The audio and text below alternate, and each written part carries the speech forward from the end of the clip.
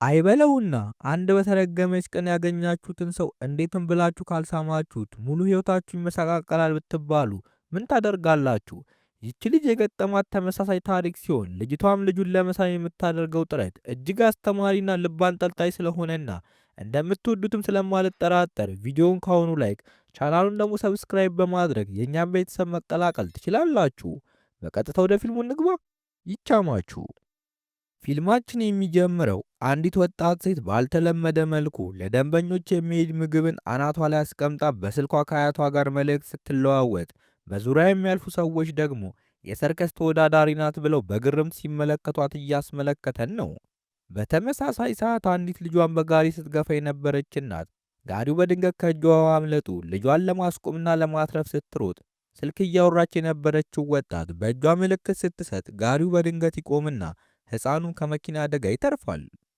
ቀጥላም አስፓልት ለመሻገር ስትሞክር ከአንድ መኪና ጋር በመጋጨቷ በንዴት መኪና ውስጥ የነበሩ ሰዎችን በመራገም ታስፈራራቸውና መንገዷን ትቀጥላለች። ያላወቀችው ነገር ቢኖር ግን የተደረገባት እርግማን እንደዚህ እንደሚያስደርጋት ነበር። መኪና ውስጥ የነበሩት አለቃና ጸሐፊው ተከትሎ ሊያስቆሟት ቢሞክሩም ስለጠፋችባቸው ወደ መኪናቸው ሲመለሱ መኪናቸውን ፊት ለፊት ተጣሞ በማየታቸው ይደነግጣሉ። ቆይ ላስረዳችሁ። ነገሩ እንዲህ ነው። ወጣቷ ሴት ጠንቋይ ስትሆን ስሟም ቾ ይባላል። ቾ ከአክስቷና ከአያቷ ጋር የምትኖር ሲሆን ሁለቱም እንደሷ ጠንቋይ ናቸው። ቾ ምግብ ለማድረስ በሄደችበት አርፍዳ ስለነበር አያቷ ትልቅ ቢላዋ ስትወረውርባት በቀላሉ ታመልጥና ችሎቷን በመጠቀም አትክልቶችን በመከታተፍና ዕቃዎችን በማጣጠብ ስታግዛት በድንገት ስሟ በመጠራቱ የጀመረችውን ሥራ በነበረበት በድንጋጤ ታቆመዋለች። ስሟን ስትጠራት የነበረችው አክስቷ መሆኗን ስትመለከት ግን ሌላ ሰው ይህንን ድብቅ ማንነቷ እንዲያውቅ ባለመፈለጓ የእፎይታ ትንፋሽ ትተነፍሳለች። በሌላ በኩል መኪናው የተገጨበት የድርጅት ባለቤት በቢሮ ውስጥ ሆኖ የአንድ ሾርባ ቤትን ሬስቶራንት መረጃ እያጣራ ይታያል። ምግብ ቤቱ የልጅቱ ቤተሰቦች ምግብ ቤት ሲሆን የመጀመሪያ ዓላማው መኪናውን በማበላሸቷ የበቀል እርምጃ ለመውሰድ ሲሆን ሁለተኛው ደግሞ ከ25 ዓመታት በፊት የተሰራ አንድ የድሮ ሕንፃን ፍለጋ ነው። ምግብ ቤቱ ከ50 ዓመታት በላይ አገልግሎት ሲሰጥ የቆየ ሲሆን ሌሎች ምግብ ቤቶች በዋጋ ግሽበት ሲሰቃዩ እንኳን ይሄኛው ምግብ ቤት ግን ያለምንም ማስታወቂያ ታዋቂነቱ ቀጥሎ ብዙ ደንበኞችን ማፍራት ችሏል። ምግብ ቤቱ በተመጋቢዎቹ ዘንድ በውስጡ አደንዛዥ መድኃኒት እንደሚጨመር የሚጠረጠር ሲሆን ሁልጊዜም ሌሊት 6 ሰዓት ሲሆን ምግብ ቤቱ ይዘጋል። ተመጋቢዎች ቢኖሩ እንኳን ማንኪያቸውን ተነጥቀው እንዲወጡ ይደረጋሉ። ይህንም በፎቶ ማስረጃ ጸሐፊው ለአለቃው ሲያስረዳው ቤት ውስጥ የሚኖሩት ሰዎች 3 መሆናቸውን ለማሳየት ቢሞክርም ሦስቱም ፎቶዎች ግን የሰው ልጅን የሚገልጹ ባለመሆናቸው ሱንጂ በመረጃው እርካታ ሳያገኝ ይቀራል። ሰዎቹ ከማንም ጋር ሳይነካኩ በሚስጥር ስለሚኖሩ ስለነሱ መረጃ ማግኘትን ከባድ ያደረገው ሲሆን የዕድሜ ቁጥራቸውንም ሲሰማ እሱ የሚፈልጋቸው ሰዎች እንዳልሆኑ አስቦ የነበረ ቢሆንም 6 ሰዓት ላይ ምግብ ቤታቸውን ከዘጉ በኋላ ምን እንደሚሰሩ ለማወቅ ግን ፈልጓል። እነዚህ ሰዎች ከ6 ሰዓት በኋላ ምግባቸውን በልተው ካርታ ሲጫወቱ ነው የሚያመሹት። የቾያያቸውን ሁልጊዜ ችሎቷን የሰው ልጆችን ለመርዳት እንዳትጠቀምበትና ስለ እነሱ ምንም ግድ እንዳይሰጣት ምክንያቱም አንድ ቀን እነሱን አግዛለሁ ብላ ልትያዝ እንደምትችልና በዚህም ምክንያት መጨረሻዋ ጥሩ እንደማይሆን ትመክራታለች። በሚቀጥለው ቀን ቾ ዕቃ ለመግዛት ወደ ሱፐርማርኬት ስትሄድ በአጋጣሚ እጇ ላይ በያዘችው ሰሃን ከፊቷ ቆሞ የነበረን ሰው በመምታቷ ያወጣት ሰው ሲዞር መኪናውን ያበላሸችበት ሱንጂ መሆኑን ትረዳለች። ሱንጂም ወዲያውኑ ቾን በእጇ አንስቶ ሲገለብጣት እሷም ሳይታወቃት ብዙ ሰው እያያት እንደሆነ ሳታስተውል አንስታ ትገለብጠዋለች። ከዚያም በኋላ ሱንጂ ምግብ ቤቱን ለማየት ሲሄድ ቾም ወደ ቤት እየሄደች ነበርና እየተከታተላት እንደሆነ በማሰብ ትበሳጭበታለች። ሱንጂ ቦታው ላይ ሲደርስ ሕንፃውን አይቶ ሲፈልገው የነበረው ቤት መሆኑን ሲረዳ ሳያስበው በቾ የባልዲ ውሃ ይደፋበታል። በዚህም ምክንያት መላው ልብሱ በመበስበሱ ሱንጂ በንዴት ወደ ቤቱ ሄዶ በመቀየር ለአንድ ሰው ደውሎ ያንን እንግዳ ቤት እንዲመረምርለት ያዛል። የሆነ ቀን ማታ ከነቾ ምግብ ቤት ብዙም ሳይርቅ የዶሮ ምግብ ቤት ያለው አንድ ሰው የሾርባቸውን አሰራር ለመስረቅ ወደ ነቾ ምግብ ቤት ይጠጋል። ተደብቆ በመግባትም በአንድ ጥግ ላይ ተወሽቆ 3ቱ ሰዎች ሲያበስሉ የስልኩን ካሜራ አውጥቶ መቅዳት ይጀምራል። በድንገትም 3ቱ ሰዎች ምግቡን ከበው በእጃቸው ምልክት ሲያደርጉ አንጸባራቂ ብርሃን ይፈጠርና ኃይለኛ ንፋስ ተነስቶ ተደብቆ የነበረውን ሰው ካለበት ያስወጣዋል። በሁኔታው የደነገጠው ሰውየውም እንዲተውን ልመና ሲጀምር የቾ አያት ተጠግተው እጇን አናቱ ላይ በመጫን በአንድ ቦርሳ ውስጥ ከጨመረችው በኋላ በመኪናቸው ይዘውት ይሄዳሉ። በአጋጣሚ ሱንጂ በዛው አካባቢ ሆኖ የሦስቱን ሰዎች እንግዳ እንቅስቃሴ እየተከታተለ ነበር። በሚቀጥለው ቀን ጠዋት ሦስቱ ሰዎች በጠረጴዛ ዙሪያ ተቀምጠው ሻይ እየጠጡ የእረፍት ቀናቸውን ሲያጣጥሙ ቾ ተጨማሪ ፍራፍሬ ለማምጣት ስትነሳ በራቸው ይንኳኳና ጮክ ብላ የእረፍት ቀን በመሆኑ መስተንግዶ እንደሌለ ትናገራለች። ነገር ግን ደንበኛው በራቸውን መደብደቡን ባለማቆሙ በሩን ስትከፍት ሱንጂን ቆሞ ታገኘዋለች። ሱንጂም ራሱን የህንፃው ባለቤት እንደሆነ አድርጎ በማስተዋወቅ ቾን ሲያስደንቅ ጸሐፊው የቤቱ ባለቤት መሆናቸውን የሚገልጽ ህጋዊ ወረቀት አውጥቶ ያሳያቸዋል። የቾ አያት የእነሱ መሆኑን የሚያረጋግጥ ወረቀት ብታወጣም ወረቀቱ በጣም አርጅቶ በመቀዳደዱ ምክንያት ዋጋ ያልነበረው ሲሆን የቤቱ የቀድሞ ባለቤት ተጠርቶ እንዳያረጋግጥም ከሞተ 3 ዓመታት ሆኖት ነበር። ሱንጂም ህንፃውን እንደሚፈልገውና በ2 ሳምንት ውስጥ ለቀው እንዲወጡ ነግሯቸው ሲወጣ ቾ ተከትለው ላደረገችበት ነገር እየተበቀለ እንደሆነ ትጠይቀዋለች። እሱም መኖር የሚፈልጉ ከሆነ በቅድሚያ የ100 ሚሊዮን ብር ተቀማጭ እንዲያስገቡ ከዚያም በየወሩ 20 ሚሊዮን ብር ኪራይ እንዲከፍሉ ይነግራታል። ይህ የገንዘብ መጠን ሦስቱን ሰዎች በድንጋጤ እንዲቆሙ ካደረጋቸው በኋላ ሕይወታቸውን ለመቀጠል መዝናናታቸውን ቀንሰው እንደ ማንኛውም ሰው ሰዓት እላፊ እንዲሰሩ ቾ ሐሳብ ታቀርባለች። በዚህ ሥራ ውስጥ ከ50 ዓመታት በላይ ቢቆዩም ያን ያህል ገንዘብ ያልሰሩ ሲሆን ዘና ብለው እንዲኖሩ የሚያደርጋቸውን ገቢ ብቻ ነበር የሚያገኙት። ከዚያም በኋላ የቾ አያትና አክስት ወደ ባንክ ሄደው ለመበደር ሲሞክሩ ዕድሜያቸው ከሥራ ዕድሜ በማለፉ ምክንያት ማንም ሊያበድራቸው ፈቃደኛ ካለመሆኑም በላይ በእርጅናቸው ምክንያት አንዳንዶቹ ስለሳቁባቸው የቾ አያት ዋጋቸውን ትሰጣቸዋለች። በሌላ በኩል ቾ ባንክ ውስጥ የሚሰራ ፍቅረኛ ያላት ሲሆን እሱ ግን ምግብ ቤቱ የነሱ ስለመሰለው አያቷ እንደምታወርሳት በማሰብ ገንዘብ አገኛለሁ ብሎ አስቦ ነበር አብሯት የሆነው። ቾ ህንፃው የነሱ እንዳልሆነ በመናገር ከባንክ እንዲያበድራት ስትነግረው ምንም ሳይናገር ተነስቶ ይሄዳል። ቾ ወደ ቤት ስትመለስ ፍቅረኛዋ ብሩ እንደሚያበድራቸው ብትናገርም ነገር ግን አያቷ ነገሩ ስላላሳመናቸው በፍቅር ስም ለማይወዳት ሰው አጉል ዋጋ እንዳትከፍልና የሰው ልጅ ዞሮ ዞሮ መጠቀሚያው እንደሚያደርጋትና ለማስመለስ እየለፉበት ያለውንና እየቀነሰ የመጣው ችሎታቸው እንደሚያጠፋባቸው ታስጠነቅቃታለች። በዚህ ጊዜም ቾ አያቷ የፍቅር ስሜት ስለማይገባት በጣም ትናደድባታለች። በሚቀጥለው ቀን ምግብ ለማድረስ ስትወጣ ፍቅረኛዋን በሩቅ አይታ ትከተለውና ከአንዲት ትልቅ የአስቀያሚ ዓሳዎች እግር መሸጫ ሱቅ ያላት ሴት ቤት ሄዶ ሲማግጥባት ትደርስበታለች። ፍቅረኛዋ ይህንን ለገንዘብ ብሎ እንደሚያደርገው ስትረዳም በጩኸት አካባቢውን ታደበላልቀውና ጎዳና ላይ ተቀምጣ ታለቅሳለች። ማታ ላይም ሱንጂ በመኪናው ሲያልፍ ቾ ራሷን ጥላ ስትራመድ ይመለከታትና ጸሐፊውን እንዲወርደው በመጠየቅ ተከትሏት ሲሄድ በአንድ መጠጥ ቤት ውስጥ ሰክራ ያገኛታል። ጠጋ ብሎ ምን ሆና እንደሆነ ሲጠይቃት እናንተ የሰው ልጆች ስትባሉ በጣም መጥፎ ፍጥረቶች ናችሁ ብላ ትናገርና እሱም አንቺም እኮ የሰው ልጅ ነሽ ብሎ መልስ ይሰጣታል። ነገር ግን ቾ ድምጿን ዝቅ አድርጋ ጠንቋይ እንደሆነች ከነገረችው በኋላ ራሷን ስታ ትወድቃለች። ሱንጂም ፊልም ላይ እንዳሉት ሰዎችማ ተሸክም ያላነሳትም ብሎ ካንገራገረ በኋላ በጀርባው ተሸክሟት ይወጣል። መንገዱ ጨለማ ቢሆንም እነሱ ሲደርሱ ግን መብራቶቹ በመብራታቸው ሱንጂ ይደነቃል።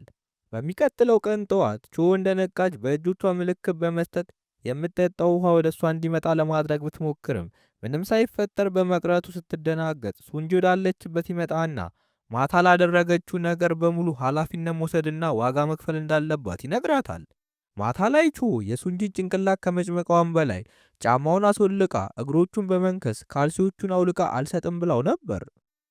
የሆነ ነገር ያሳፈራት ቾም ሰበብ ፈልጋ ከሱንጂ በማምለጥ ወደ ቤቷ እየሄደች በመንገዷ ሁሉ የተፈጠረውን በማሰብ በራሷ ትበሰጫጫለች። ተደብቃ ወደ ቤት እንደገባችም የጠንቋይነት ምልክቷ ከአንገቷ መጥፋቱን ስታይ ችሎታዋ በሙሉ እንደተወሰደባት በማሰብ ትደነግጣለች። ነገር ግን በቀላሉ ማመን ባለመፈለጓ ወደ ዕቃ ቤት ሄዳ በተደጋጋሚ ዕቃዎቹን እንደ ድሮ በእጆቿ ለማንሳት ብትሞክርም ምንም ነገር ማድረግ ሳትችል ትቀራለች። ልክ በዚህ ሰዓት አክስቷ መጥታ ፍቅረኛዋ በፈጸመባት ክህደት ምክንያት የጠንቋይነት መለያዋ ሊጠፋ እንደሚችል ስትናገር ቾም ችሎታዋን ያጣ ሰው ምን ሊያጋጥመው እንደሚችል ትጠይቃታለች።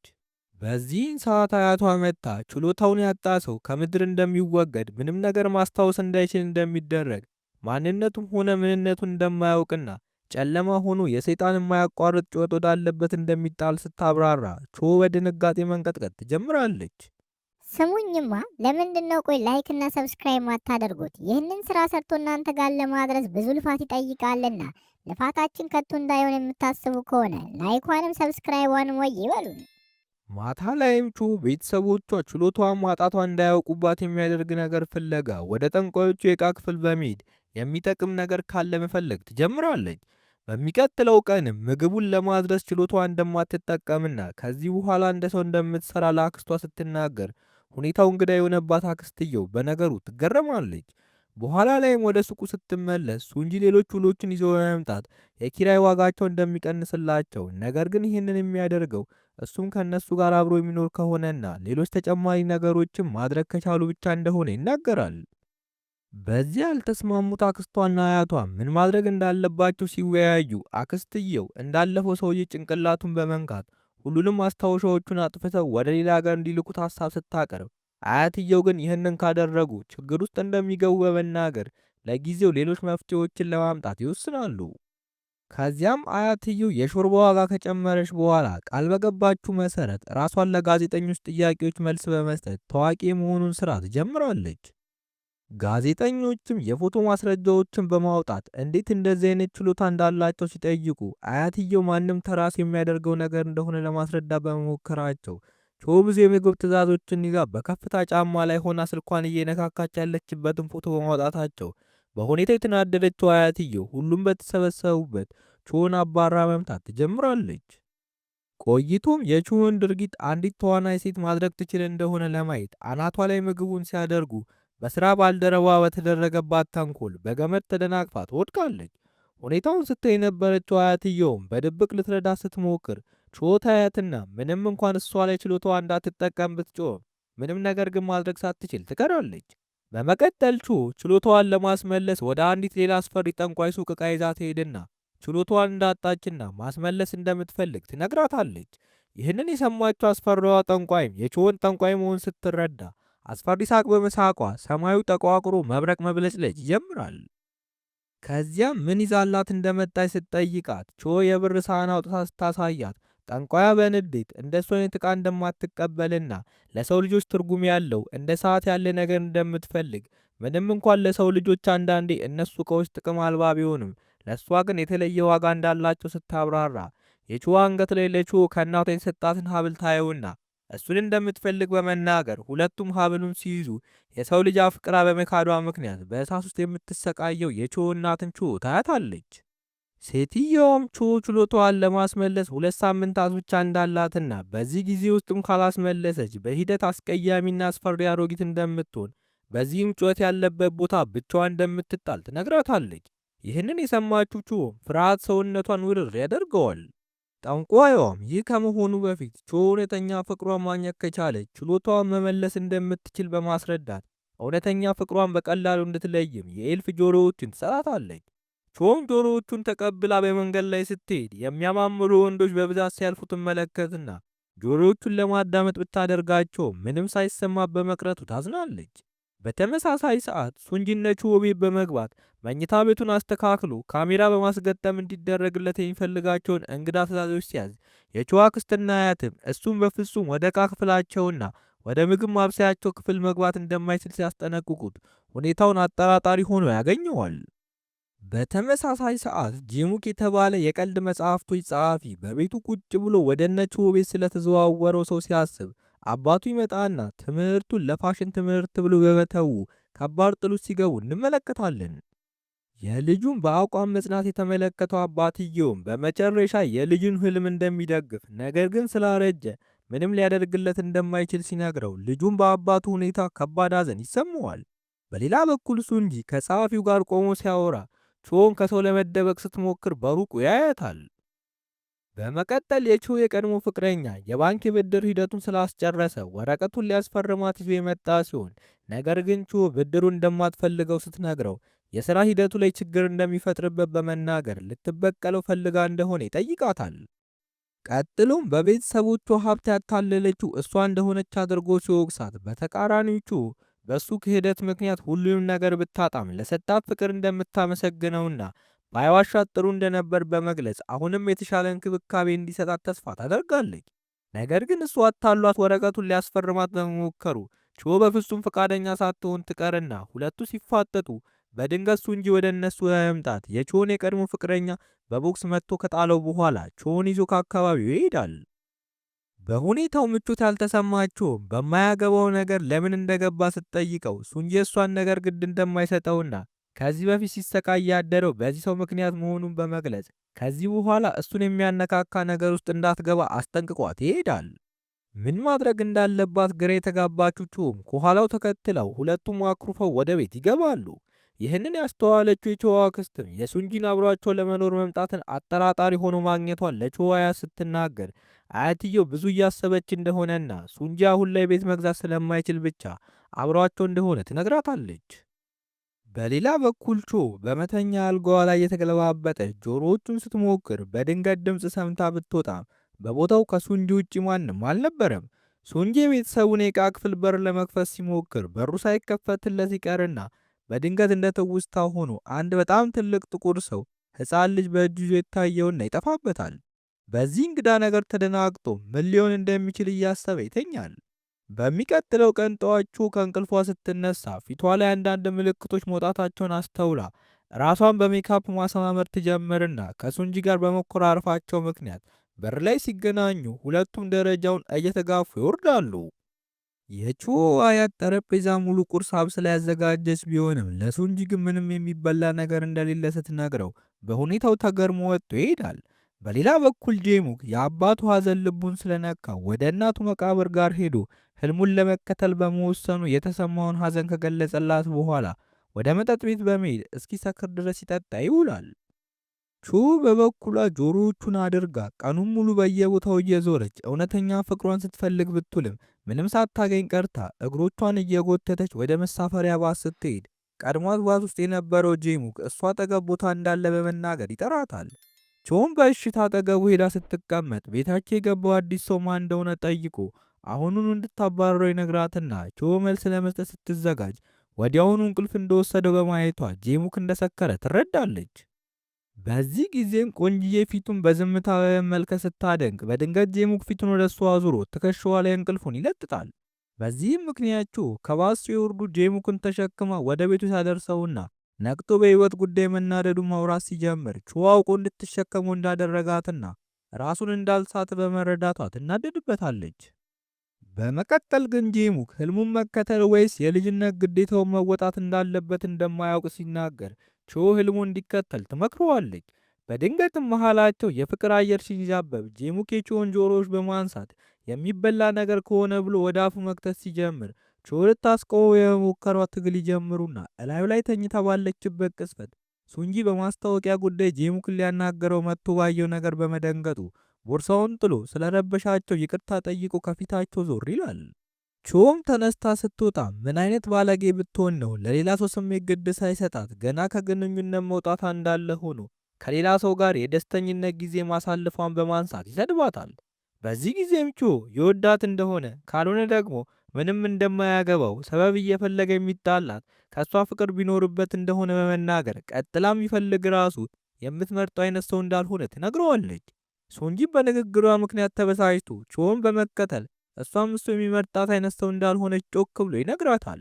ይህንን ሁሉ ነገርም የሱንጂ ጸሐፊና ጄሙክ ከላይ ሆነው ግራ በመጋባት እየተመለከቱ ነበር። ሱንጂ በቾ ጥያቄ በጣም በመናደዱ ምክንያት እንቅልፍ ካለመተኛቱም በላይ ንግግሯን ደግሞ ደጋግሞ ሲያስብ አድሮ ጠዋት ወደ ስራ ለመሄድ ከጸሐፊው ጋር ሲወጣ ቾን መንገድ ስታቋርጥ ያያት ጸሐፊው ትወዳታለህ እንዴ ብሎ ሲጠይቀው ሱንጂ በድጋሚ ስሟ ስለተነሳበት ይናደዳል። በሌላ በኩል የቾ አያትና አክስት የቾ ፊት ላይ ሜካፕና ጸጉሯ ላይ አረንጓዴ ነገር መውጣቱን ተመልክተው ቾን በማስገደድ የጠንቋይነት መለያዋ ከአንገቷ እንደጠፋ ይመለከታሉ። ከዚያም የጨለመው ጠንቋይ የሰጠቻትን ጆሮ አይተው መጨነቅ ይጀምራሉ። የቾ አያትም ቾ እውነተኛ ፍቅሯን በፍጥነት ፈልጋ ልትስመውና ምልክቷን ልታስመልስ እንደሚገባ ታስጠነቅቃታለች። ቾም ጊዜው በሄደ ቁጥር ምልክቶቹ በመጨመራቸው ጆሮዎቹን አድርጋ ሰው በሚበዛበት ቦታ መዋል ትጀምራለች። አንድ ቀንም ቾ በሰው መሃል ስትመላለስ ጄሙክ ከህንፃ ላይ ሆኖ ያያትና ስልክ ደውሎ ባለችበት ቆማ እንድትጠብቀው ይነግራታል። ወደ እሷ መንገድ እንደጀመረም ቾ ጆሮዎቹ ድምፅ ማሰማት በመጀመራቸው ልቧ እየመታ ስትጠብቀው ጂሙክ ግን ያለችበት እንደጠፋው ነግሯት ቾ ድምፁ ከየት እንደመጣ ስትወዛገብ በድንገት ሱንጂ ከኋላዋ መጥቶ ይዛትና በድንጋጤ ስልኳን ጥላ በንዴት ለምን እሱም ብላ ትጮኻለች። ሱንጂም እጆቿን ይዞ እየጎተተ ሲሄድ ጄሙክ በበኩሉ የቆመችበት ቦታ ላይ ስልኳን ብቻ በማግኘቱ ተወዛግቦ በአይኑ ይፈልጋታል። ሱንጂ ቾን ከግርግር ውስጥ ካወጣት በኋላ ያለ ምክንያት ስለሚጠላት ይቅርታ በመጠየቅ ለእሷ ስሜት እንዳለው ሲያብራራ እጣ ፈንታዋ ብቻ የታሰባቸው ከንፈሩን እያየች ተቀምጠን ምሳ እንብላ ለማለት የምንሳሳምበትን ቦታ እንፈልግ በማለቷ አየሩ ተቀይሮ በሁኔታው ምቾት ያጣው ሱንጂም ከጸሐፊው የተደወለለትን ስልክ በማንሳት ጸሐፊው ጉዳዩ አስቸኳይ እንዳልሆነ ቢናገርም እንኳን አስቸኳይ ጉዳይ እንደገጠመው አድርጎ ከአካባቢው ይሄዳል። መኪና ውስጥ ተቀምጦም ያደረገውን ነገር ሲያስብ የእፍረት ስሜት ስለተሰማው በንዴት በመጮሁ ጸሐፊውን ያስደነግጠውና ምን ሆኖ እንደሆነ ሲጠይቀው እንዴት ነው የምታስበኝ ብሎ በመመለሱ ጸሐፊ የበለጠ ግራ ይጋባል።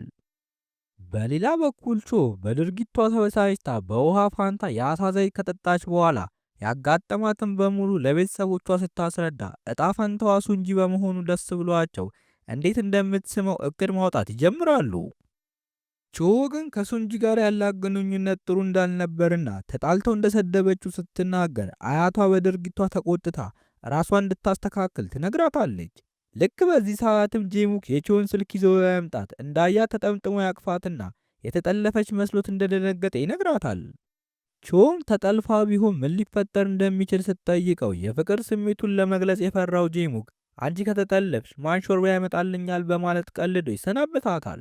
ማታ ላይ ሱንጂ ጸሐፊውን ስለ ፍቅር ህይወቱ ሲጠይቀው ጸሐፊው በመጀመሪያ ፍጹም እንደማይዋደዱ ነገር ግን ሁሉም ቦታ እንደሚገናኙ በሂደትም አንዳቸው ለአንዳቸው ያላቸውን ስሜት በመረዳታቸው አብረው እንደሆኑ ሲያስረዳው ሱንጂ ለቾ የፍቅር ስሜት እንዳለው በደንብ መረዳት ይጀምራል።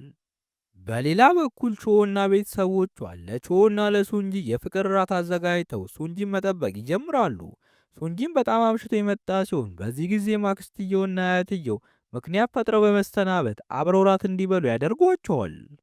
ምንም እንዳልተፈጠረ አስመስላ ፈገግ ስትል የነበረችው ቾም አብረው እንዲጠጡ ሀሳብ ብታቀርብም ሱንጂ ግን በመኮሳተር ፊት ነስቷት ገብቶ ይተኛል።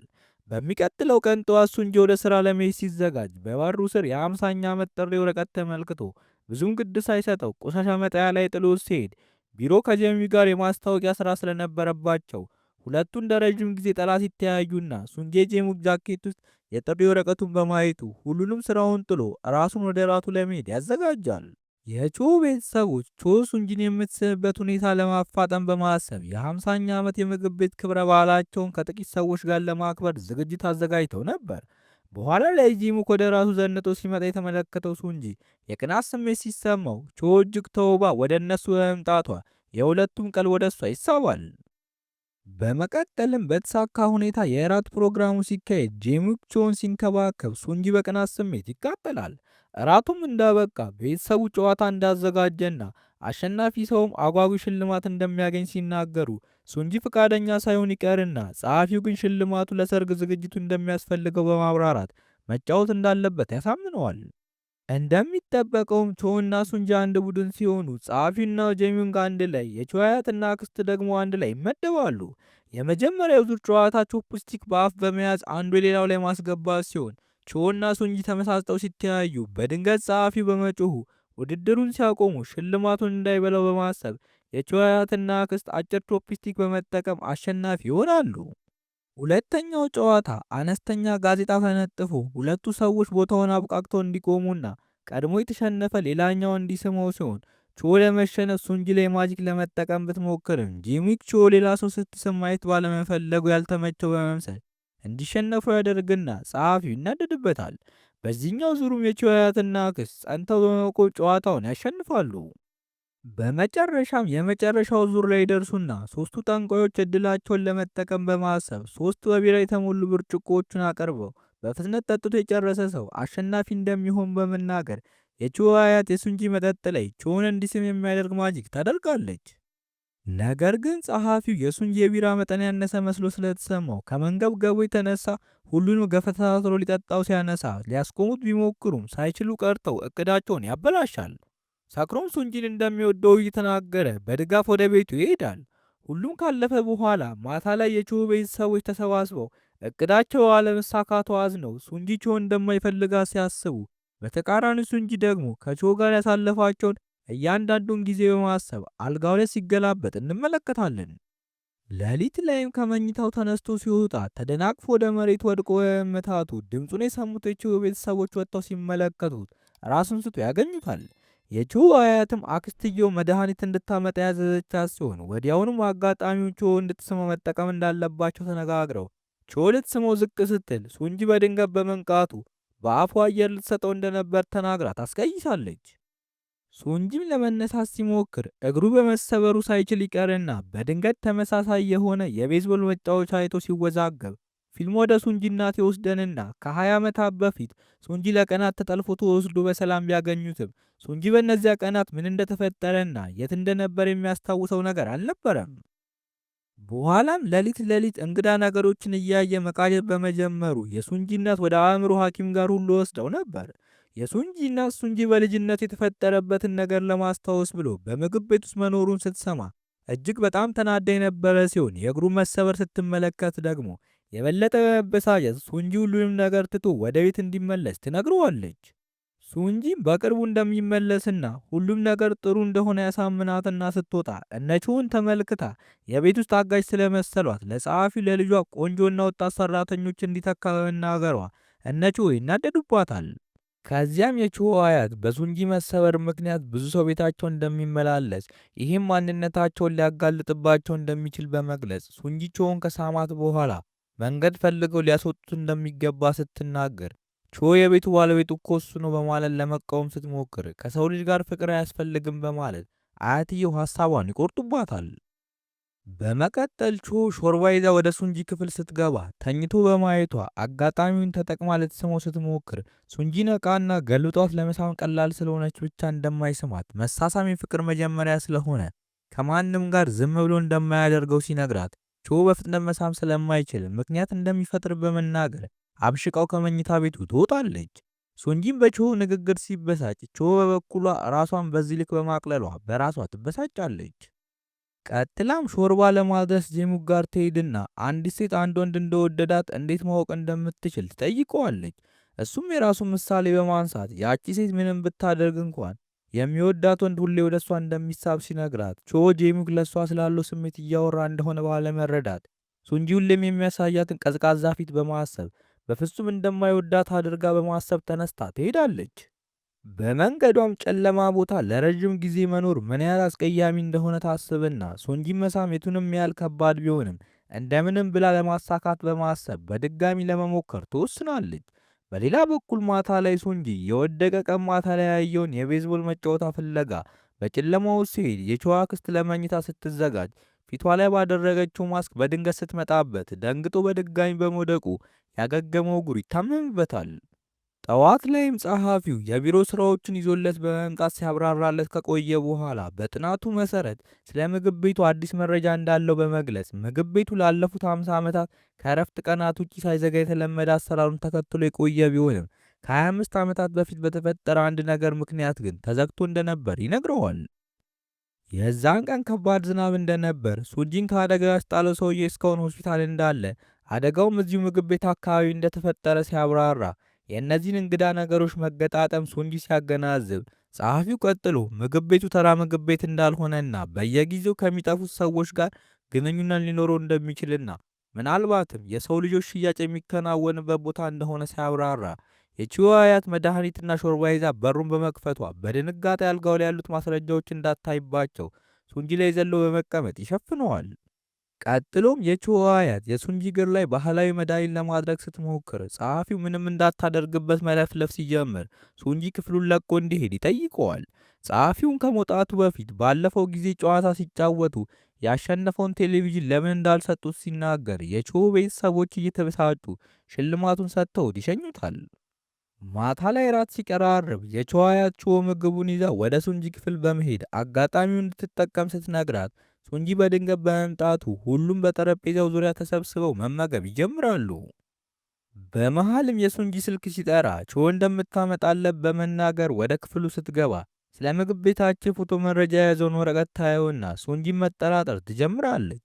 እራቱ ቀጥሎ የቾያ ሱንጂ ብዙ አማራጭ እያለው ይህንን ቤት ለምን መጥቶ እንደገዛ ስትጠይቀው ሱንጂ በልጅነቱ አንድ ጊዜ እዚህ መጥቶ እንደተመገበ ከዚያ በኋላ ግን በድጋሚ ለመብላት ሲመጣ ምግብ ቤት ተዘግቶ እንደነበር ሲናገር የቾዋ አክስት ምግብ ቤቱ በጭራሽ ተዘግቶ እንደማያውቅ ማብራራት ስትጀምር ከቾዋ አያት ጋር ይተያዩና አንድ ነገር እንዳስታወሱ አይነት በአይናቸው ይነጋገራሉ።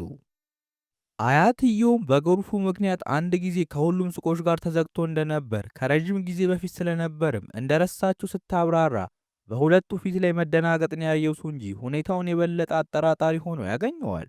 በኋላ ላይም የቺዮ ቤተሰቦች ሲተኙ በሱንጂ ዙሪያ ጥርጣሬ ገብቷቸው በእንቅልፍ እጦት ይገላበጣሉ። ቺዮም በበኩሏ ሱንጂ ከቤተሰቦቿ ምን እንደፈለገና ለምን ስለ ምግብ ቤታቸው እንደሚያጠና አጠራጣሪ ሆኖ በማግኘቷ አንዴ ከሳመችው በኋላ በድጋሚ አጠገቡ ላለመድረስ ትወስንና ከአልጋዋ ተነስታ ከመኝታ ቤቷ ትወጣለች። በተመሳሳይ ሰዓት ኳሱን ፍለጋ የወጣው ሱንጂ ወንበር ላይ ቆሞ ኳሱን ሲያወርድ ትመለከትና ምን እያደረገ እንደሆነ ስትጠይቀው ሱንጂ በመዋሸቱ ይቅርታ በመጠየቅ በህልሙ የሚያያቸው ነገሮች እውነት መሆናቸውን ማረጋገጥ ለሱ ጠቃሚ እንደሆነ ሲያብራራላት የቾዋ አያት ስትመጣ በመስማታቸው ቾ እጆቹን ይዛ በአንድ ጥግ ላይ ይደበቃሉ። የቾ አያት ወደ ላይኛው ፎቅ ስትመለስም ቾ ቤተሰቦቿ እንቅልፍ እስኪወስዳቸው ስለሚቆዩ ትንሽ መጠበቅ እንዳለበት ነግራው እጆቹን ለቃ ለመሄድ ስትሞክር ሱንጂ በድንገት ይስማትና ምናልባት የፍቅር ግንኙነት መጀመር እንዳለባቸው በመናገር በድጋሚ ይሳሳማሉ። ልክ በዚህ ቅጽበት በጨለማዋ ጠንቋይ ዘንድ የሆነ ምልክት ይፈጠርና መጥፎ ነገር ሊፈጠር እንደሆነ ወዲያውኑ ትረዳለች። በሚቀጥለው ቀን ቾ ከእንቅልፏ ስትነሳ በደስታ እየዘፈነችና እየደነሰች ሳለ አክስቷና አያቷ ወደ እሷ በመምጣት በቆይታ ብዛት እብደቷ እየጀመራት እንደሆነ ተናግረው በፍጥነት ሱንጂ መሳም እንዳለባት ሲናገሩ እሷም እንደሳመችው ልትናገር ጀምራ አንዴ ድርጊቱን ከፈጸሙ በኋላ ሊያባርሩት እንዳቀዱ በማስታወስ በፍጥነት ስታስቀይስ ሱንጂ ወዳሉበት መጥቶ እንዴት እንዳደረች ይጠይቃትና ግንኙነታቸው እንዳይነቃባቸው በመፈለጓ ስለ እሷ በዚህ ልክ መጨነቅ እንደማይገባው በመናገር የተናደደች መስላ ጥላቸው ትሄዳለች። በተፈጠረው ነገር የተወዛገቡ ሱንጂም ተናዶ ሲሄድ የቾዋ አያትና አክስት በሁኔታው ተያይተው በረዥሙ ይተነፍሳሉ። በኋላ ላይም በድብቅ ወደ ክፍሉ ቁርስ ይዛለች ስትመጣ ሱንጂ በሁኔታዋ ግራ ተጋብቶ ሲመለከታት ግንኙነታቸውን ለጊዜው ከሁሉም ድብቅ ማድረግ እንዳለባቸው ነግረው ሱንጂ ለምን ብሎ ሊጠይቃት ሲል የቾዋ አክስት ቁርስ ይዛለት መምጣቷን በመስማቷ በሩ ስር ገብታ ትደበቃለች። የቾዋ አክስትን በሩን ከፍታ ስትገባ ቾዋ አፍንጫዋ ተመቶ መድማት ትጀምርና አክስትየውም የሱንጂ ክፍል ውስጥ የተዘጋጀ ቁርስ በማየቷ ተደብቆ እየበላ እንደሆነ በማሰብ የያዘችውን ምግብ ይዛ ትመለሳለች። አክስትየው እንደሄደችም ሱንጂ የቾን የደማ አፍንጫ በሶፍት በማጽዳት ደህና እንደሆነ ሲጠይቃት በደስታ እየተፍለቀለቀች ስትመለከተው አንገቷ ላይ ያለው ምልክት ሲያበራ በደንብ ሳያስተውለው በፀጉሯ ተሸፍኖ ሳያየው ይቀራል። ከዚያም በኋላ ቾ ቤት ውስጥ ስራ እየሰራች በእጆቿ ምልክት ሰጥታ ችሎታዋ እንደተመለሰና እንዳልተመለሰ ስትሞክር ምንም ሳይመለስ በመቅረቱ ፊቷን በመስታወት ተመልክታ ምንም አይነት የእርጅና ምልክት ባለማየቷ ግራ ተጋብታ አያቷን አንዴ ከሳመችው በኋላ በምን ያህል ጊዜ ችሎታዋ እንደሚመለስ ትጠይቃታለች። አያትየው ቾ ዕጣ ፈንታዋ እንደሳመችው ወዲያውኑ እንደሚመለሱ ስትነግራት ለምን እንዳልተመለሰላት ባይገባትም መሳሳማቸውን እንዳያውቁ ምንም እንዳልመሰለው ሰው ሆና ፊቷን ታዞራለች። ልክ በዚህ ሰዓትም ሱንጂ መልእክት ይልክላትና ስትከፍተው ስለ ፍቅር ግንኙነታቸው የተለያዩ ህጎቹን የያዘ ነው። ቾም የህጎቹን ብዛት አይታ ሱንጂ ከዚህ በፊት ከሰው ጋር የፍቅር ግንኙነት ውስጥ ገብቶ እንደማያውቅና መልእክቶቹን ተላላኪዎቹን እንደሚያዝ አይነት ነገር እንደሆነ ማሰብ ትጀምራለች። ከቆይታዎቹም በኋላ ከጄሙክም የፍቅር የሚመስሉ አይነት መልእክቶች ይላክላታል። በሌላ በኩል ሱንጂ ከሆስፒታል ስልክ ይደወልለትና ከዓመታት በፊት ህይወቱን ያተረፈለት ሹፌር ወዳለበት ሆስፒታል ይሄዳል።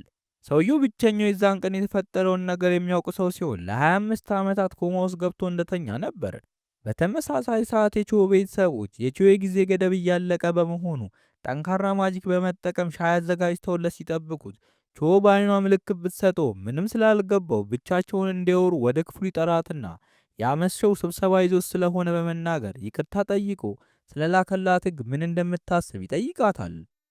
ቾም ስለ አጉል ወግ አጥባቂነቱ ስታበሽቀው ቆይታ የቀድሞ ፍቅረኛዋን ስም በማንሳት ልታስቀናው ስትሞክር ሱንጂ በቅናትና ንዴት ፊቱ በመቀያየሩ ልትስመው ትጠጋና ለረዥም ሰዓት መሳሳም ይጀምራሉ።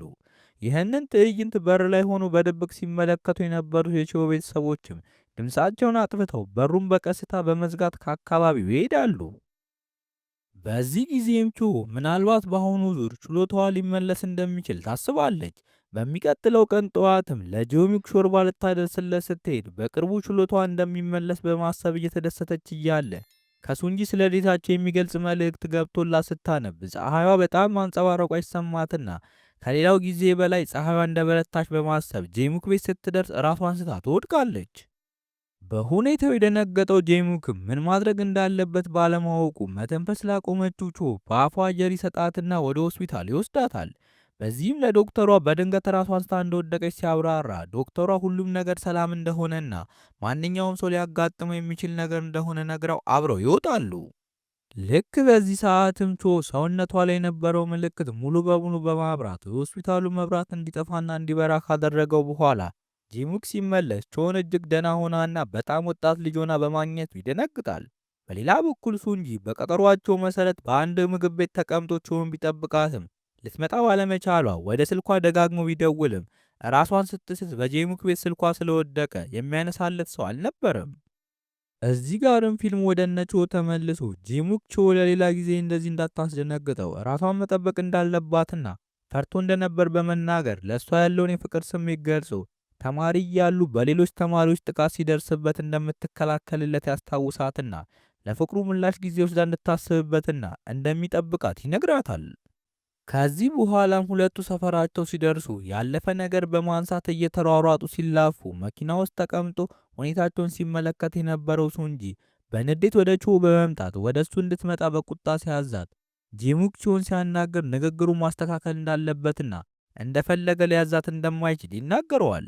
በዚህ ሰዓትም ሱንጂ በንዴት ቾን ስለ ግንኙነታቸው ለጄሙክ እንድታስረዳ በመናገር ጥሏቸው ወደ ቤት ይገባል።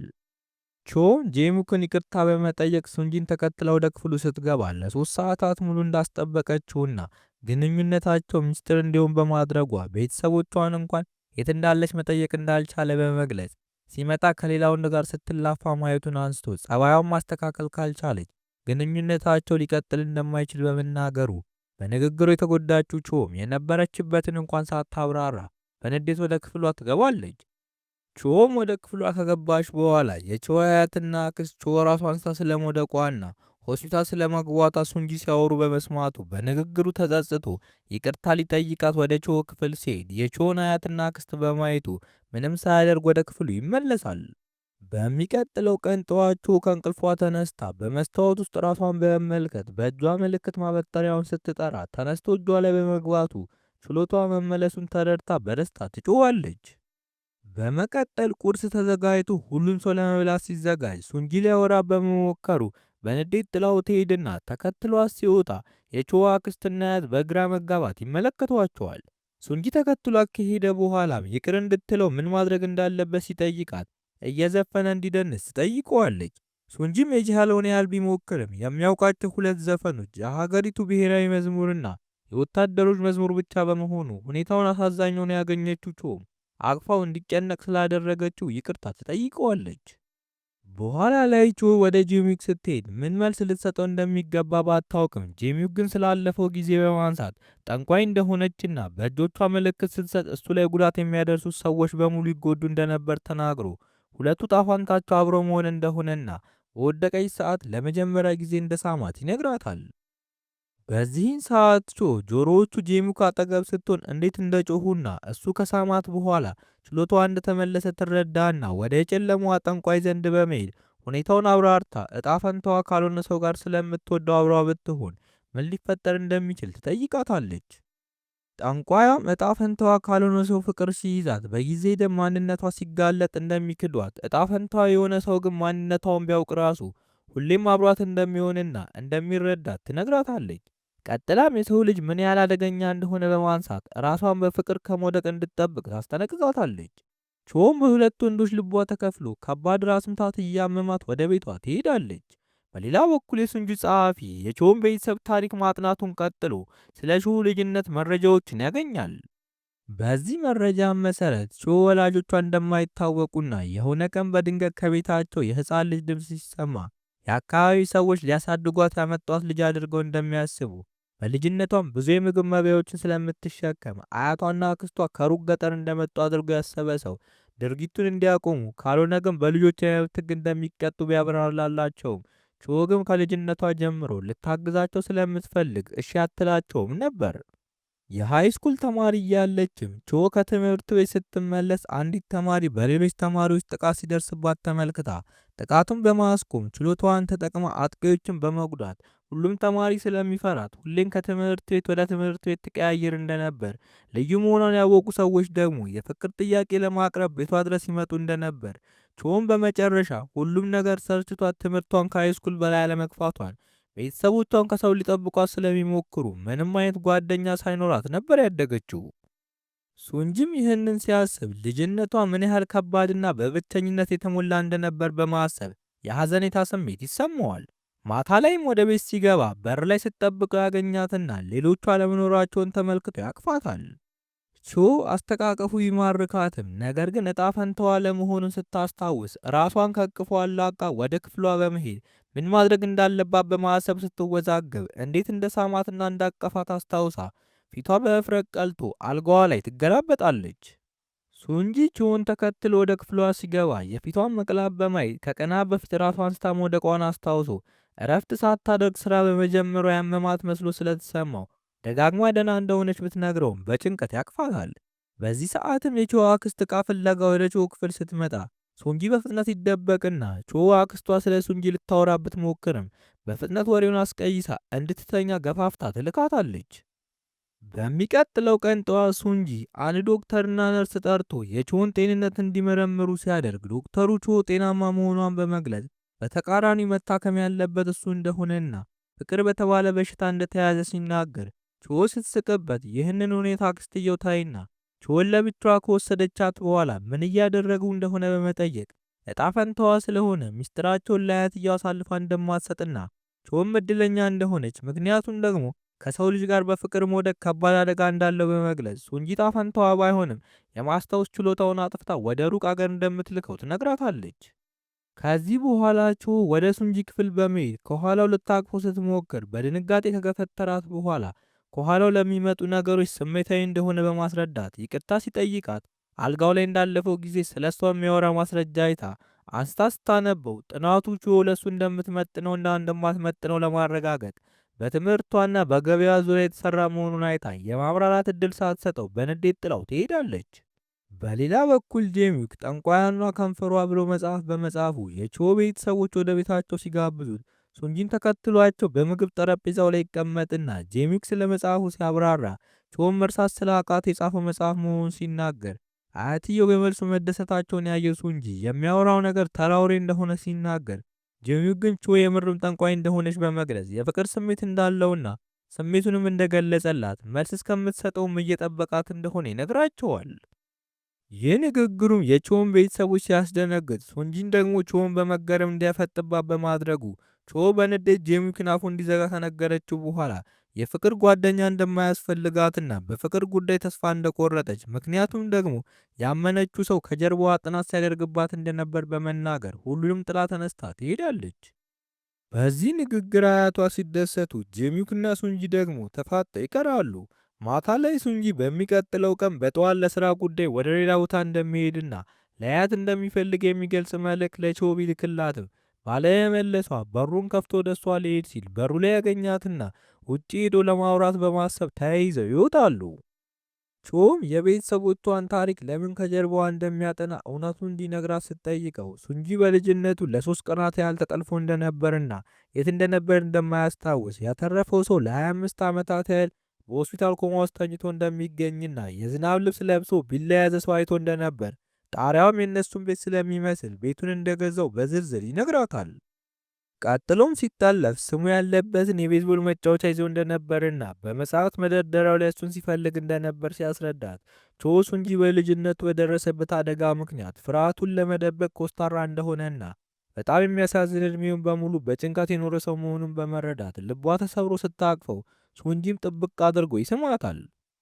በሚቀጥለው ቀን ጠዋት ሱንጂ ቾን ተሰናብቶ ለ2 ቀን ጉዞ ሲዘጋጅ ጸሐፊው ኪም በጊዜው እየጨመረ የመጣውን የቾን ውበት በማንሳት ለታናሽ ወንድሙ ሊድራት እንደሚፈልግ ሲናገር ሱንጂ በቁጣ ብዙ ስራ እንዳለበት በማስታወስ ወደ ስራው እንዲሄድ ያባርረዋል።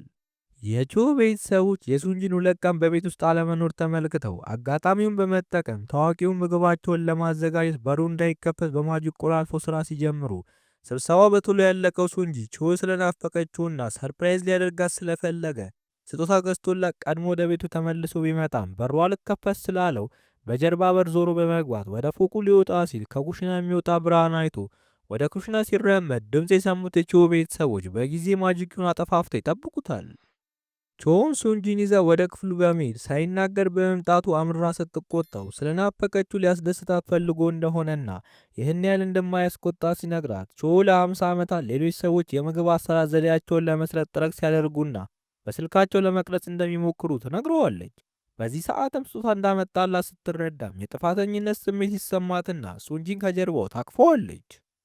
ለእራት ሲቀመጡም የቾዋ አክስት ሱንጂ በተለያየው ነገር ካለ እንዲረሳ በማሰብ አስካሪ መጠጥ አዘጋጅታ ስትሰጠው ሱንጂ እንደዚህ አይነት መጠጥ ከየት እንዳገኘ ሲጠይቃት አንድ ደንበኛቸው ወጣት እያለች በውበቷ ተማርኮ እንደ ስጦታ እንደሰጣት ስትገልጽ ሱንጂ መጠጡ በጣም ውድ እንደሆነና በ200 ሚሊዮን ብር እንደሚገዛና ብዙም እንደማይገኝ ሲያብራራ የቾዋ አክስትና አያት የቀዱትን በመመለስ መጠጡን ይዘው ይሄዳሉ።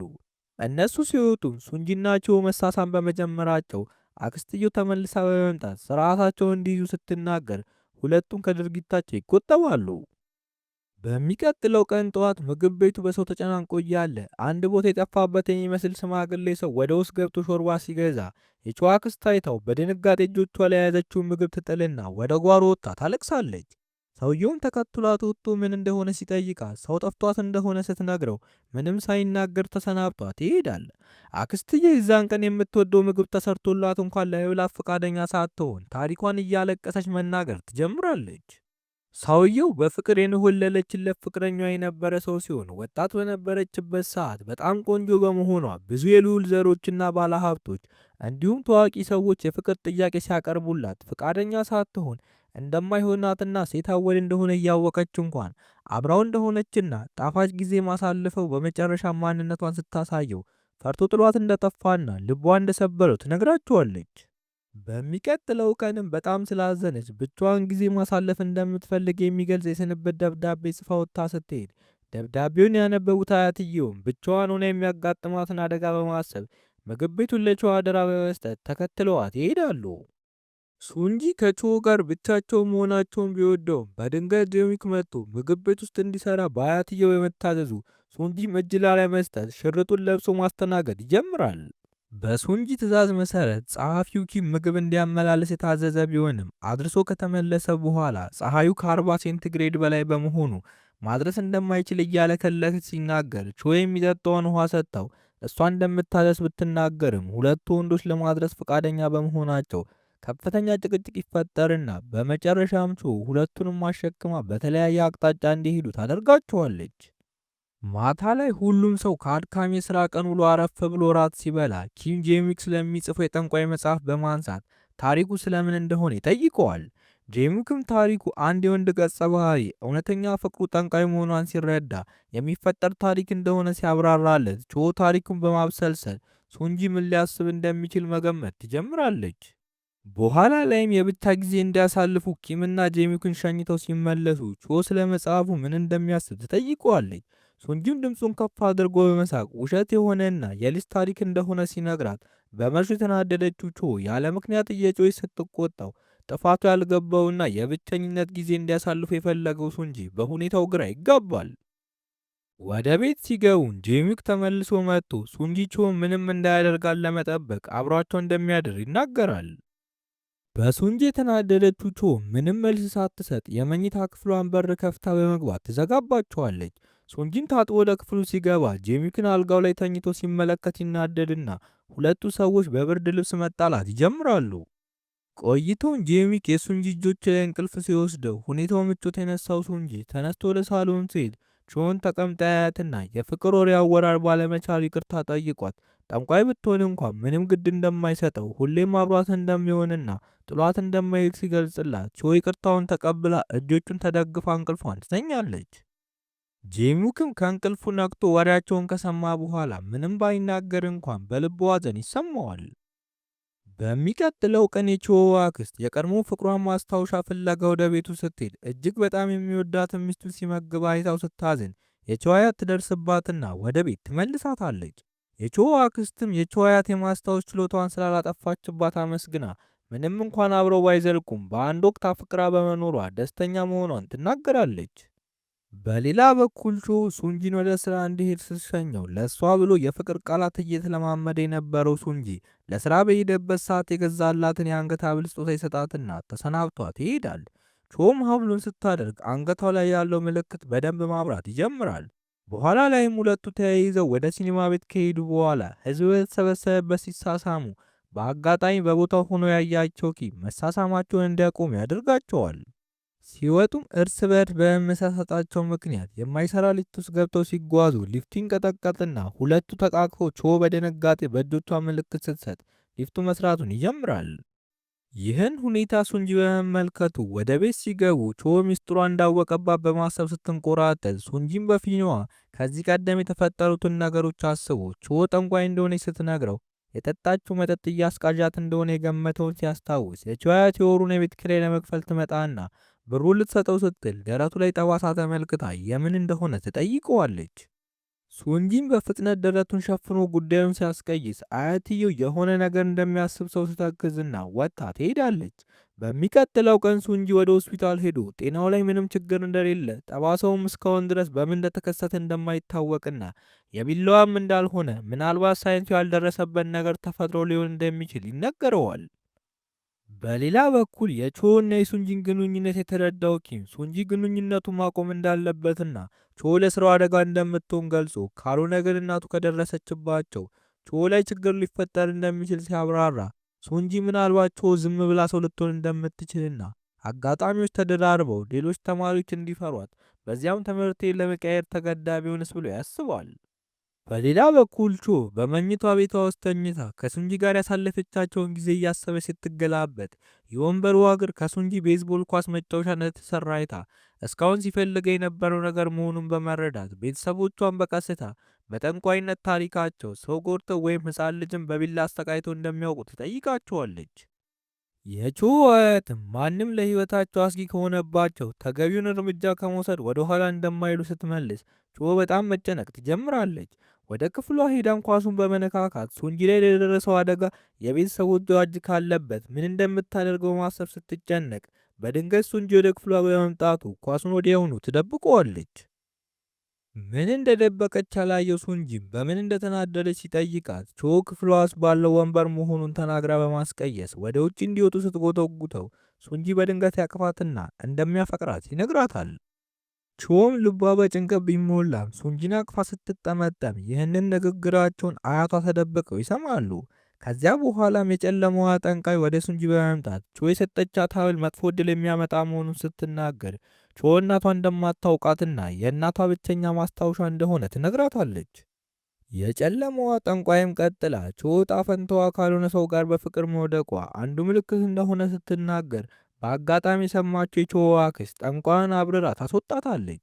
የቾን አያት ያየችው ጠንቋዩም ከዚህ በፊት ወደ እሷ የመጣች ሰዓት መጥፎ ነገር እንደተፈጠረ በማስታወስ ቾን ተመሳሳይ ነገር እንደሚገጥማት አስባ ትስቃለች።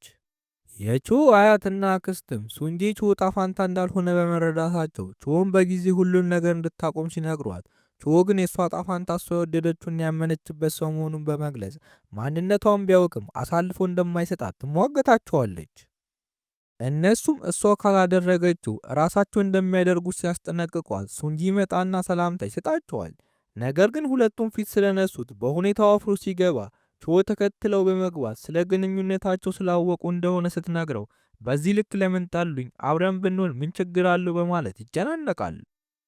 ቾም አቅፋው በመሳብ እሷ እስከወደደችው ድረስ ሌላው ምንም ጥቅም እንደሌለው ስትነግረው በድንገት የሱንጂ እናት ትመጣና ሁሉም ከቤት ውስጥ እንዲወጡ አድርጋ ከስራው ጡረታ ወጥቶ የተቀመጠውን ፖሊስ በድጋሚ ሰው ልኮ ለምን እንደሚያስጨንቀው በመጠየቅ ምንም ያህል ቢጥር ምንም ነገር እንደሌለና እንደማያገኝ በመናገር ይህንን አስቀያሚ ቦታ ለቆ እንዲወጣና አብሯ ያየቻትን ሴት እንዳላየች እንደምትሆንለት ነግራው ትሄዳለች። ይህንን ሁሉ የሰማችው ቾም በጣም አዝና ጓደኛ ስለሌላት ወደ ጄሚክ በመሄድ የተፈጠረውን ስትነግረው እሱም በትዕግስት አዳምጦ ይሸኛታል። ቤት ስትደርስም ምንም እንኳን ልባ ባይፈቅድላትም ለሱንጂ ያላትን ስሜት አቁማ ልትተው እንደሚገባ በማሰብ የሰጣትን የአንገት ሐብል ታወልቃለች። በተመሳሳይ ሰዓት የቾ አያትና አክስት የሱንጂ እናትን ፊት በድጋሚ በማየታቸው የት እንደሚያውቋን ለማስታወስ ሲሞክሩ አያትየው የሱንጂ ደረት ላይ ያየችውን ጠባሳ በማስታወስ ሁሉም ነገር ትዝ ይላቸዋል።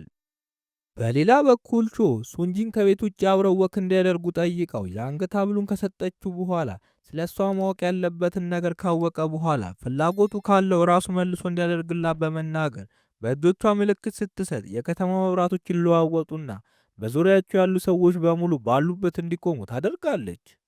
ሱንጂም መልስ ለመስጠት ሲሞክር የቾ አያትና አክስት ራሱ እንዲስት ያደርጉትና ወደ ቤት ወስዶ ካስተኙት በኋላ ጠባሳውን ተመልክተው ራሱ መሆኑን ሲያረጋግጡ የተወሰኑ ነገሮችን ሊያስታውስ እንደሚችል በማሰብ ሁሉም ነገር እንዲረሳ የሚያደርገውን መድኃኒት ይቀምማሉ። በተፈጠረው ነገር ግራ የተጋባችው ቾም በልጅነቱ የጠለፉት እነሱ መሆናቸውን ጠይቃ ልታስቆማቸው ብትሞክርም ማንም ሊሰማት ሳይችል ይቀርና የቾ አክስት ቾን ከክፍሉ በማስወጣት እሷም እንደሷ እንደነበረች እናቷም ጠፍታ የቀረችው ባመነችው ሰው እንደሆነና ሱንጂ ፍቅር ሳይዘው በፊት ሁለቱ አከራይና ተከራይ ብቻ ሆነው መኖር እንዳለባቸው ትነግራታለች። በዚህም ምርጫ ያጣችው ቾ የሱንጂ ትውስታ ቀስ በቀስ ሲጠፋ ከቤተሰቧ ጋር ሆና ትመለከታለች። እውነታው ሱንጂ በሹፌሩ የተጠለፈ ሲሆን ሹፌሩ ሱንጂንና ለማስፈራራት በማሰብ የሱንጂን አይኖች አስሮ ሲወስደው ሱንጂ ሊያመልጥ ሲሞክር ደረቱ በስለት ነገር ተወግቶ መድማቱን ያየው ሹፌሩ ጥሎት ሄዶ ነበር። በሚቀጥለው ቀን ጠዋት ሱንጂ ከእንቅልፉ ከተነሳ በኋላ ቾን በመጥራት አልጋው በስነ ስርዓት ለምን እንዳልተነጠፈ በመጠየቅ በስርዓት የማይሰሩ ከሆነ ሶስቱን ከቤቱ እንደሚባረሩ ይነግራቸዋል። ቁርስ ላይም ተኮሳትሮ ሁሉንም ሰው ሲያመናጭቅ የቤተሰቧን ጭንቀት ያየችው ቾ ሁሉም ነገር ሰላም እንደሚሆንና በጊዜ ሂደት ወደ ቀድሞ ማንነቱ እንደምትመልሰው ቃል በመግባት ልታረጋጋቸው ትሞክራለች። በመቀጠል ሱንጂ ወደ ስራ ቦታው ሊሄድ ሲልም ልብሶቹን ሰብስቦ እንድታጥብልለት ቾ ሲሰጣት ቾውን እየተናነቃት ውላቸው ላይ እንደሱ የሚል ነገር እንደሌለ በመናገር ፍቃደኛ ሳትሆን ትቀርና ልብሶቹን ይዞ ሲራመድ ሐብሉ በመውደቁ አንስታ በመስጠት እቃውን በየቦታው እንዳይጥል ትነግረዋለች። ሱንጂም ሐብሉን አንስቶ መኪና ውስጥ ተቀምጦ ሲያፈጥበት ኪም ቢያስተውልም ምንም ለመጠየቅ አልቻለም ነበር። በድንገትም መኪናው ጎማ ተንፍሶ ለመቆም ሲያስገድዳቸው ኪም በቅርብ ጊዜ ውስጥ በጣም መጥፎ ነገሮች እየተፈጠሩበት እንደሆነ የተበላሸ ሊፍት ውስጥ ከመግባት እንደተረፈና ሁለት ፍቅረኛ ማቾችን በተአምር እንደተረፉ ሲናገር ሱንጂ የተወሰነ ነገር ማስታወስ ይጀምራል። በሌላ በኩል ቾ እጅግ አዝና ከጄሚክ ጋር ተቀምጣ እያለ ሁኔታዋን የተመለከተው ጄሚክ ሱንጂንም መርገም ሲጀምር እሱን ለማስቆም ሁለቱ ሲላፉ በመኪና ሰልፍ ያየው ሱንጂ በንዴት ከመኪናው በመውጣት በመጠጥ ብዛት የሰከረችውን ቾንም በጀርባው ተሸክሞ ወደ ቤት ወስዶ ያስተኛታል። እሷም ምንም እንኳን ብትረሳኝም እኔ ግን አስታውስሃለሁ በማለት ከንፈሩን ትስመዋለች። የቾ አያትም ሱንጂን ብቻውን ለማውራት ትጠራውና ከዚህ ቀደም ውድ ነው ብሎ የነገራትን መጠጥ በማውጣት እሱን ወስዶ ቦታውን ለቆ እንዲሄድ ትጠይቀዋለች። ሱንጂ ግን ሐሳቧን በመቃወም በዚህ መኖሩ እንደሚወደው በመቅረጽ ወዴትም እንደማይሄድ ተናግሮ ወደ ክፍሉ ሲገባ ደረቱ ላይ ከፍተኛ ውጋት ይሰማውና የልጅነቱ ትውስታ ይታያል። በዚህ ጊዜም የቾ አያት ሱንጂ በደም ተጨማልቆ መውደቁን ተመልክታ ልታተርፈው ብትሞክርም ብዙ ደም ፈሶት ስለነበር ባለመቻሏ ወደ ጨለማዋ ጠንቋይ ዘንድ በመሄድ እርዳታዋን ስትጠይቅ የአንዲት ወጣት ሴትና የአዲስ ሕፃን ልጅ ጸጉር እንደሚያስፈልግ ነግራት አያትየው የቾውን ጸጉር ተጠቅማ በማጂክ ቢላ ምልክት ስታደርግበት በቾ ጸጉር በኩል የጠንቋይ ደም ወደ ሰውነቱ ገብቶ ነበር የተረፈው። ከዚያ በኋላ የቾ ቤተሰቦች የማስታወስ ችሎታውን ቢወስዱበትም በደም ውስጥ ያለው የጠንቋይ ደም በጊዜ ሂደት ኃይሉን ሰጥቶት ወደዚህ ቦታ እንዳመጣው ይረዳሉ። በሌላ በኩል የቾ አክስት የጨለማዋ ጠንቋይ ለሰዎች ችግራቸውን ብትፈታም በመጨረሻ የነሱን ኃይል መልሳ እንደምትወስድ በማስታወስ የህፃን ልጅ ጸጉር የተጠቀመችው ያሰበችው ነገር ኖሮ ሊሆን እንደሚችል ትጠራጠራለች። በሌላ በኩል ቾ ከእንቅልፏ ስትነቃ ሰክራ ለሱንጂ ያላትን ስሜት ከመናገር አልፋ እንደ ሳመችው በማስታወስ በራሷ በማፈር ትናደዳለች። እንደተነሳችም ወደ ሱንጂ ክፍል ስትሄድ ሱንጂ ተናዶባት ታይና በመጀመሪያ የፍቅር ስሜቱን የገለጸው እሱ መሆኑን በማሰብ ትናደድበታለች። ዘወር ስትልም ስልኩን ረስቶ እንደወጣ ተመልክታ ስልኩን ይዛለት ወጥታ ስታስቆመው እየበረረ የመጣ ሞተር ሊገጨው ሲል በእጆቿ ምልክት በመስጠት ሞተሩን አስቁማ ሕይወቱን ታተርፍለታለች። በዚህም ሱንጂ ወደ እሷ መጥቶ ያቅፋትና ለእሱ መጨነቅ እንደሌለባት ሲነግራት ይህንን ነገር ሁሉም ሰው ይመለከታል። የጨለማዋ ጠንቋይም በልጅነቱ ሕይወቱን ያተረፈችለትን ሕፃን ሕይወት መልሳ የምትወስድበት ጊዜ በመድረሱ እየተዘጋጀች ነበር።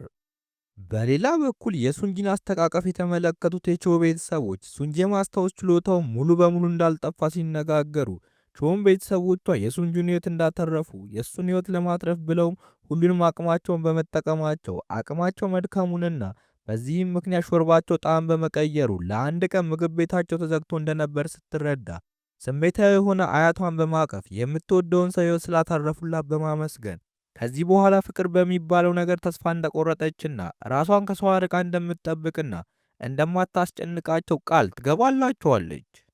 በተመሳሳይ ሰዓት ሱንጂ ሁሉንም ነገር ቀስ በቀስ ማስታወስ ይጀምርና ለዓመታት አትርፎኛል ብሎ ያሰበው ሰውዬ አደጋ ውስጥ እንደጣለው ያስታውሳል። ሱንጂም ደረቱ ላይ ያለውን ጠባሳ አይቶ ለቾ በመደወል ከቤቱ አንዳንድ ዶክመንቶችን ወደ ድርጅቱ እንድታመጣለት ይነግራትና በሰበቡም ሳይጋብዛትና ተቀምጠው ሲያወሩ ወስና የመጣችው ቾ የቤት ኪራዩ እንድትከፍለውና ከዚያ ወጥቶ የተመቻቸ ሕይወት እንዲኖር ትጠይቀዋለች። ሱንጂ ግን የምታወራውን ያልተረዳ በመምሰል ቤቱን እንደሚወደውና ቢያባሩት እንኳን ወዴትም እንደማይሄድ በተጨማሪም አከራዩ እሱ ስለሆነ የማንንም ሀሳብ ያለመቀበል መብት እንዳለው ሲናገር ቾ በረዥሙ ተንፍሳ ምንም እንኳን ብዙ መናገር ብትፈልግም ራሷ እንደ ተከራይ ማራቅ እንዳለባት በማሰብ ዝምታን ስትመርጥ ሱንጂ የልቧን ሐዘን ይመለከታል። ከዚያ በኋላም የሱንጂ እናት ወደ ሱንጂ ስራ ቦታ በመምጣት ወደ አዲስ ኃላፊነት እንዲያደግ ወደሚያደርግ የስራ ጉዞ እንዲዘጋጅ ስትነግረው ሱንጂ ግን ሀሳቧን ውድቅ በማድረግ ሁሉንም ሚስጥር እንደሚያውቅ በመግለጽ እናቱ አባቱ ሌላ ሰው እየተከተለ በማስቸገሩ የልጃቸውን አደጋ ከሹፌሩ ጋር በማቀናበር እንዳደረገችው እንደሚያውቅና ያም አደጋ አባትየው የጥፋተኝነት ስሜት ተሰምቶት ወደ ቤቱ ተሰብስቦ ደስተኛ ቤተሰብ እንዲኖራቸው ቢያደርግም የልጇን ሕይወት ግን አደጋ ላይ መጣሉን በመናገር ያስደነግጣታል። ልክ በዚህ ሰዓትም ደረቱን አንዳች ነገር ይወጋውና ራሱን ስቶ ወደ ሆስፒታል ይወሰዳል። በተመሳሳይ ሰዓት የቾ አክስትና አያት ሲያወሩ የጨለማዋ ጠንቋይ ሱንጂን ባለፈው ሕይወቱ ከሞት ብትጠብቀውም ትክክለኛ ማንነቱን ያወቀ ሰዓት መልሳ እንደምትገድለውና ያም ጠባሳ በሰውነቱ ላይ የመቆየቱ ሚስጥር እሱ ሊሆን እንደሚችል ቾ በድንገት ትሰማና ትደነግጣለች። በዚህን ሰዓትም ኪም ለቾ ደውሎ ሱንጂ ምንነቱ ባልታወቀ በሽታ በከባድ ሁኔታ ውስጥ እንደገባ ይነግራታል። የሱንጂን ከባድ ሁኔታ ላይ መሆን ያየችው ቾም በንዴት ወደ ጨለማዋ ጠንቋይ ስትሄድ ሴትየዋ ቾ ላይ በመሳቅ እናቷም ልክ እንደሷ በማይሆን ሁኔታ ውስጥ መጥታ እንደነበር በመግለጽ የእሷን ፍቅር እጣ ፋንታ መሞት መሆኑን ስትናገር ቾ በንዴት ጠንቋያ ከሌሎች ጠንቋዮች የሰበሰበችውን ኃይል መሰባበር ትጀምርባታለች። ለዘመናት የለፋችበትን ስራ እያጠፋች መሆኑን ያየችው ጠንቋያም ቾን ለማስቆም ልትገላ ስትሞክር የቾ አያትና ክስ በሰዓቱ ደርሰው ቾን በማስጣል የጠንቋያን ኃይል በተቃራኒው በመጠቀም ሁሉም ነገር እንዲዳረስ ሲያደርጉ እርግማኑ ተነስቶ ሁሉም ኃይል ወደ ሁሉም ጠንቋዮች ሲመለስ ሱንጂን በድንገት ሌሊት ላይ ጠባሳው ጠፍቶ ይነቃል። ሱንጂን ከሆስፒታል ሲወጣ የቾ ቤተሰቦች ቤቱን ለቆ መሄዳቸውን ተረድቶ በጸሐፊው ኪም በኩል ቢያስፈልጋቸው ምንም ሳያገኝ ይቀራል። በዚህ ጊዜም ሱንጂ በሐዘን ወደ ቤቱ ተመልሶ በዚያ ቤት ያሳለፉትን ትውስታ ሲያስብ ጂሙክ ይመጣና መሄዳቸውን ተረድቶ ነገር ግን ከቾ የማበረታቻ ደብዳቤ ተቀምጦለት ያገኝና ሁለቱ ሰዎች በሐዘን ሲጠጡ ያመሻሉ። ይህ ከሆነ ከዓመት በኋላም ሱንጂ ቾ ከቤተሰቦቿ ጋር በመንገድ ዳር በሚገኝ ምግብ ቤት እንደምትሰራ ያይና ወደዚያ በመሄድ ሁለት ጊዜ ሕይወቱ እንዳተረፈችለትና ምንም እንኳን የማስታወስ ችሎታው ቢፋቅም እሱ ግን መቼም እንደማይረሳት ይነግራታል። ቾ ሱንጂ ምን እንደሚያወራ እንደማታውቅ ብትሆንበትም ሱንጂ ግን ስጦታ ሰጥቷት የነበረውን ሐብል አውጥቶ እጇ ላይ በማስጨበጥ ከአያቷና አክስቷ ጋር አብራ ወደ ቤት እንድትመለስ ይጠይቃት። በዚህ ድርጊቱ ልቧ የተነከው ቾ ታቅፈውና መሳሳም ይጀምራሉ። በሌላ በኩል ከዚህ ቀደም የዶሮ አሰራር ሂደቱን የሰረቀው ሰውዬ በአንድ ከተማ ላይ ታዋቂ ቤተሰብ ዶሮ ቤት የከፈተ ሲሆን ጄሚኩም ከብዙ ሙከራ በኋላ ተሳክቶለት ታዋቂ ጸሐፊ ይሆናል። ፊልሙም ሁሉም የጠንቋዮች ቤተሰቦች በደስታ በአንድ ቤት ውስጥ ሲኖሩ የቾ አያትና አክስት ደግሞ ሁለት ወጣት ፍቅረኛ ማቾች በየቦታው ፍቅር ሲለዋወጡ ተደብረው ለመመልከት ሲገደዱ እየተመለከትን ታሪካችንን እናጠናቅቃለን። የመሳሳም ታሪክ ለመስማት ነው የቆየ ነው። ግን ፒስ ነው። ታሪኩ ተመችቶኛል።